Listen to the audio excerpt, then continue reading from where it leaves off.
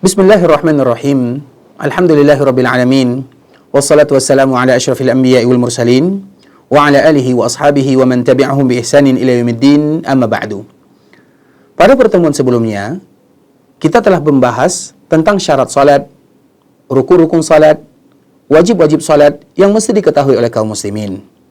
Sedangkan pada pertemuan kali ini, kita akan membahas tentang bagaimana adab berjalan untuk menunaikan kewajiban salat.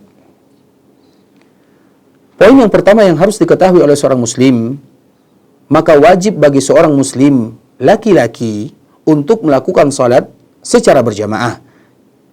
Sesuai dengan firman Allah Subhanahu wa taala, "Warka'u ma'ar raki'in." Hendaklah kalian ruku' bersama orang-orang yang ruku'.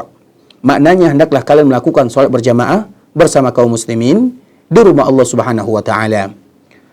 Begitu juga hadis yang dikeluarkan oleh Imam Muslim bahwasanya Nabi sallallahu alaihi wasallam pernah menyebutkan, "Wa laqad hamamtu an amura bis salah fatuqam."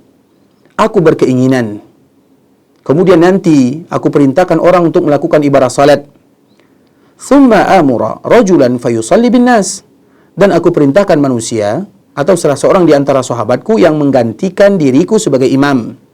"Thumma antaliq ma'iya birijalin ma'ahum huzamun min hatab."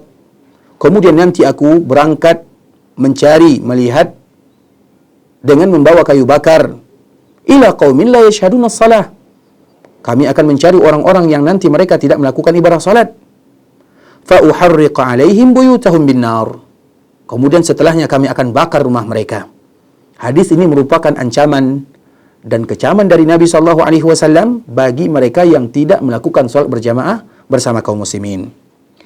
Kemudian poin berikutnya, dianjurkan ketika seseorang berjalan melakukan ibadah salat dalam keadaan berwuduk, kemudian dalam keadaan tenang, dalam keadaan tidak terburu-buru, dan itu sesuai dengan apa yang disebutkan oleh baginda Rasulullah SAW. "Idza uqimatis shalah fala ta'tuha wa antum tas'aun." Apabila salat dikumandangkan, janganlah kalian datang dalam keadaan terburu-buru. "Walakin i'tuha wa antum tamshuna wa 'alaikumus sakinah." Tapi hendaklah kalian datang untuk melaksanakan ibadah salat dan kalian dalam keadaan tenang. "Fama adraktum fasallu wa ma fatakum faatimmu." Kalau sekiranya kalian mendapatkan, maka lakukanlah. Tapi kalau sekiranya kalian terlambat, maka sempurnakanlah salat yang tadi tertinggal.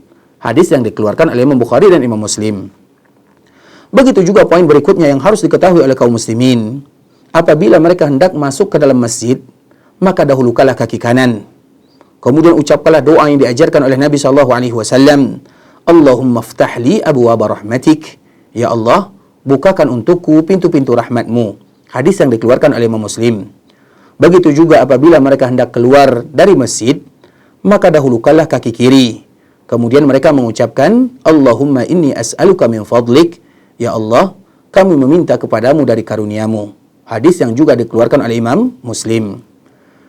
Begitu juga, poin yang tidak kalah pentingnya, dianjurkan bagi kaum muslimin untuk mereka segera menunaikan ibadah salat agar nanti mereka tidak terlambat dalam mendapatkan takbiratul ihram, agar mereka bisa berada di saf yang pertama, agar mereka dekat dengan imam, agar mereka bisa menyempurnakan saf, agar mereka bisa mengisi saf-saf yang kosong. Itu merupakan di antara motivasi yang diajarkan dalam agama.